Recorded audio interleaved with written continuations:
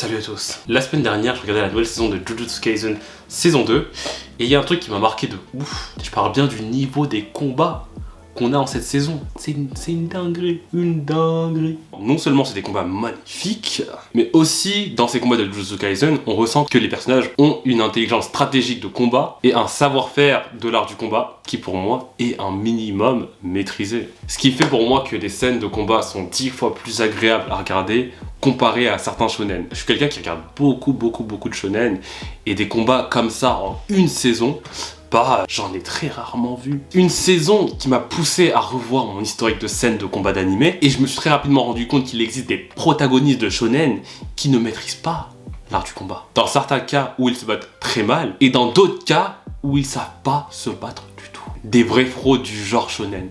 À se demander si même l'auteur lui-même a déjà vécu une bagarre, un combat, une confrontation. C'est donc ça dont on va parler aujourd'hui. Les personnages d'anime qui pour moi ne savent pas se battre, ou dans un autre cas se battre très mal. C'est parti.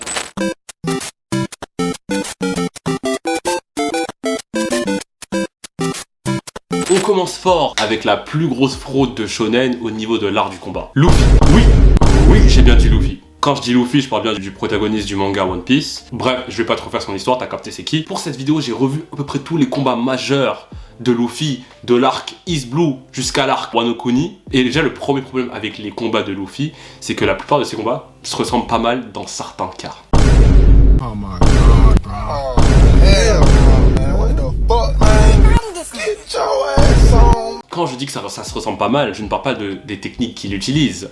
Je parle de la façon dont il affronte son adversaire. Dans presque chaque combat majeur de Luffy, on retrouve les gros coups téléphonés, les coups synchro avec l'adversaire en question, Luffy qui se fait avoir bêtement par la technique de son adversaire, et le gros finish avec une petite sauce flashback pour l'émotion. Voici un schéma typique d'un des combats de Luffy. Un schéma avec pas mal de coups téléphonés qui rend les combats très longs et pas très dynamiques. Bon, là je vois déjà les gens venir. Qu'est-ce que tu racontes? Comment ça il sait pas se battre? Pour mieux vous expliquer ce que je veux dire quand je dis qu'il ne sait pas se battre, prenons l'exemple de Hunter x Hunter, le combat de Hisoka contre Gon, dans la tour céleste. Dans ce combat, on voit Gon qui tente de toucher sa cible de différentes manières, il s'adapte à son adversaire, il cherche les ouvertures, il tente même plusieurs types de feintes afin de créer des ouvertures, et finit par aveugler son adversaire en utilisant son environnement. Une stratégie qui lui permet de toucher son adversaire d'une manière spectaculaire, j'ai envie de dire. Oui. Après 1000 épisodes de One Piece, je ne pense pas avoir vu de mes souvenirs une scène de combat aussi réfléchie que cette scène. Et ça, c'est qu'une scène dans Hunter x Hunter. C'est juste un combat où le protagoniste cherche à contourner son adversaire.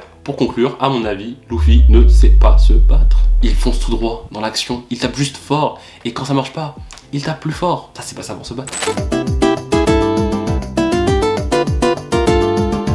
Passons au deuxième. Alors le prochain là, ça me fait du mal de le mettre dans cette liste parce que vraiment ce gars là, c'est un bon gars. C'est un gars que je respecte beaucoup. On a grandi ensemble quoi, donc je parle bien de Vegeta.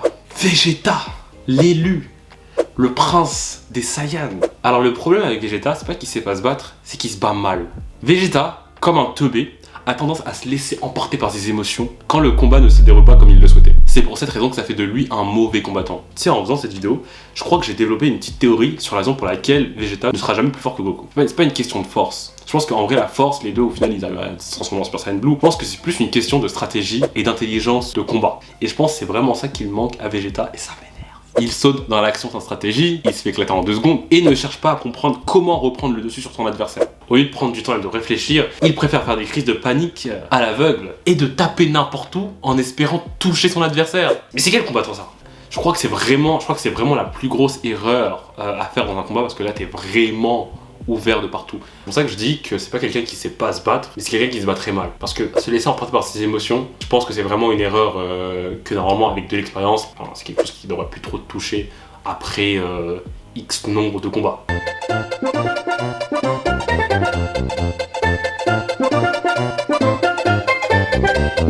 Et finalement, on termine avec Naruto Uzumaki. Niveau combat, c'est pas tellement une fraude, mais un peu quand même. La raison pour laquelle Naruto rentre dans cette liste, c'est parce que pour moi, c'est un spammer. C'est un spammer et sa force ne vient même pas de lui-même.